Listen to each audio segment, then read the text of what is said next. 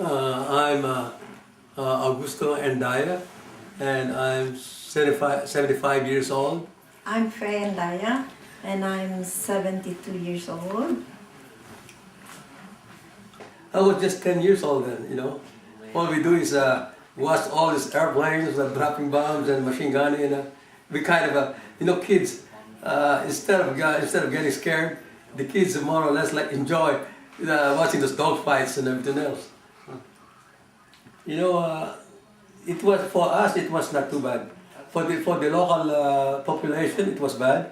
But it so happened that my uncle owned a store like a mini supermarket, So we didn't have problems with food. We always have food, and in fact, we help other people that didn't have any. My parents, they went to the provinces, and I think they work underground, to help support the U.S. in whatever means they can. See, this is like a guerrilla, just like what's going on now in Afghanistan, Iraq, Somehow, I think it's there was some, you could feel the control, You're under control by foreign power, and your movements are very limited. And also, one thing about this war, every time you meet a Japanese soldier, you're supposed to stop and bow to them. And if you don't bow to them, you get slapped. They slap you. No matter how old you are or how young you are, if you don't stop and bow, you're gonna get slapped. We were all in Manila, and I don't know, for whatever reason, I got stuck behind in Manila. But my parents and all my brothers, they were able to escape and were able to go home to the provinces, because the provinces have more vegetation and more mountainous, They could hide. There's a lot of hiding place in the mountains, But in Manila, not too much. So I got stuck there, and the roads were being blocked. There's no way for me and my other relatives to escape, When the American came back, and there was a street fighting to retake Manila from the Japanese, and it's a house to house, block to block fighting, and the Japanese on their way out, and maybe they sensed being defeated. Though what they did was they lined up all the bridges with dynamite, and they started burning houses, to slow down the Americans. But somehow, one night, all of a sudden, everything went black. I think maybe a bomb or something hit us, and we were knocked out for some time. When I woke up, I owe my life to my uncle, because my uncle was dead and he was covering me. Then my niece to my left was dying. My auntie and my cousin was badly wounded, and the rest of the people that were with us were dead, And I think that was the crossfire that got us. But I tried to get up, and when I tried to get up, I fell down because I didn't realize I was wounded, and I got so many shrapnel wounds in my leg, my left leg, and my left knee was almost all torn up. And it's good that the American medics was passing by, and they took us to the emergency camp that they have, and that's how they saved our lives. But before that happened, like I said, the Japanese burned down all our buildings. In fact, everything burned down except for my uncle and aunt, where they were able to save some jewelries, monies. I didn't know that they made up a safe underground, and they kept all the valuables, And after they burned their house down and everything else, they came back and they have money, because all you have to do is dig out the thing from the rubbles, and they have something to spend, to buy food and other things that they need, to survive.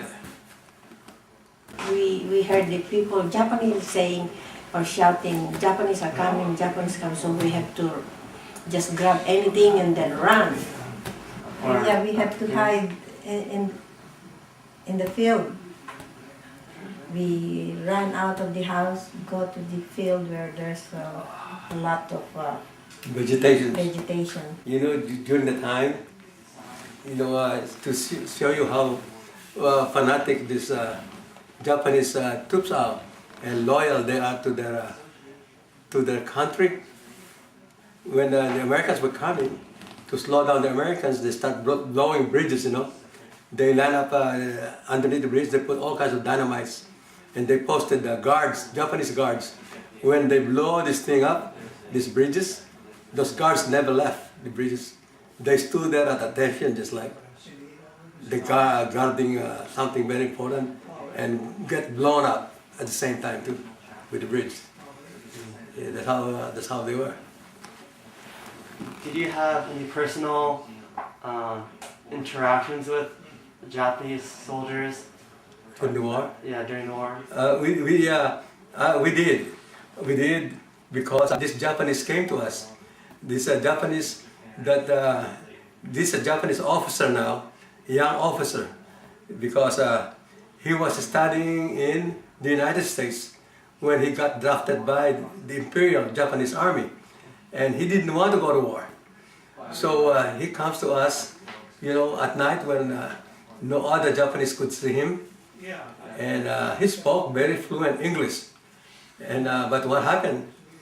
They found out that he was used to come to us, and so they did. The authorities, their own Japanese senior officers, put him to death. They kill him. One time, the river just turned red, because at the time the Japanese were very famous in gathering all the population, you know. And then what they do, all the adult men, which they think could turn into a very eventual dangerous enemy, they just chop their head off in the river, see? And that's what they say the river turned red, because there were lots of head that rolled, you know, during that time, see?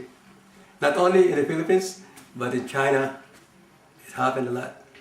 Did you see Americans when you were little during the war also? In fact, I've seen the biggest of them all, General Douglas MacArthur. Because when I was small, we have this Malacanang, they call it the palace, where the president, it's the president residential place. And my dad used to work in that place as a government employee. And I always used to wear my best because I am in the palace ground.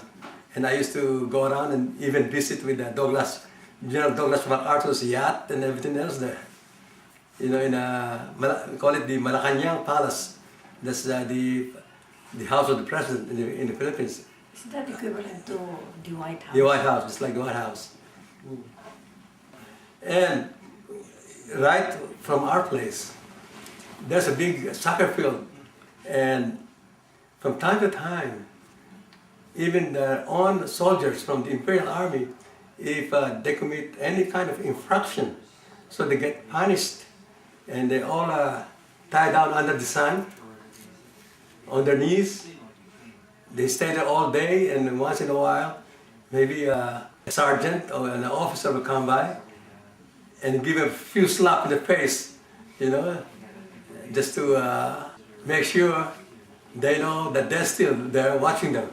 And this is how they treat their own people. Imagine how they treat the local population. It's even worse, you know. Where did you go after the war, or how were your lives afterwards? Afterwards, we came back and tried to rebuild. You know, means we make makeshift houses. Just even some of the people made lintu. You know, lintu is just like you go camping, just to until we are able to develop and get some resources to rebuild again our houses, you know, and try to live normal lives again. That's what we did. What we tell you is what we experienced firsthand, you know. Thank you for the interview. You guys, good luck, and hopefully you get good grades for this.